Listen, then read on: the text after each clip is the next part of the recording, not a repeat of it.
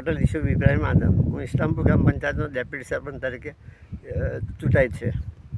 અને ઇસ્લામપુર ગામે લગભગ 2022માં જે દરિયા આપણે ચોમાસાની જે દરિયાઈ પાડો તૂટી ગયેલો, એનું નાળું તૂટી ગયેલું અને ગામમાં પાણી ઘૂસી ગયેલા, જે ગામમાં 3 ફૂટ પાણી તે વખતે હતા. અને અત્યારે એ પાડો આપણે એ કામ થયું, ONGC કર્યા પણ કીધું, પણ એ કામ થયું નથી. અત્યારે અમે લોકોએ ગામ ફાળો કરીને જે પાડો નાખ્યો તે અત્યારે આજ રોજ તૂટી જવાથી આ ગામમાં પાણી ઘૂસી ગયેલું છે. અને આજે અખાત્રીનો એ હોય જે પાણી વધુ આવશે અને ગામમાં મોટાભાગના ગામમાં પાણી ઘૂસી જશે. પાણીના નિકાલ માટે હવે તમે પાણીના નિકાલ માટે તો એનું જે ONGC જે અમને 10 લાખ રૂપિયા કીધા હતા, એ 10 લાખ રૂપિયામાં એસ્ટિમેટ બનાવ્યું તાલુકા પંચાયત પાસેથી અને આપણે ONGCને આપ્યું.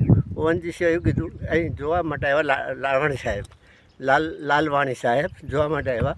એમણે એવું કીધું કે ભાઈ આ 10 લાખનું કામ નથી, 25 લાખનું કામ છે, તમે બીજું 25 લાખનું એસ્ટિમેટ બનાવીને મને આપો. આપણે તાલુકા પંચાયત પાસે ગયા. હાલમાં કેટલું નુકસાન છે? હાલમાં તો છે કેટલું નુકસાન? કયા સમાજના લોકો રહે છે નગરીમાં? નગરીમાં બધા આપણા મિક્સર રહે છે, મુસ્લિમ, આદિવાસી અને હરિજન બધા ભેગા જ રહે છે. તો એમને કે નુકસાન? એમને નુકસાન નથી. એમણે બધું ગરમ ઓટલા સુધી પાણી પહોંચ્યું હતું, પણ ગરમ પાણી આજે પેસે એમને. જો આ પારા બંધ ના કરાવે તો આજે પાણી એમના ગરમ પેસી જાય. કઈ એ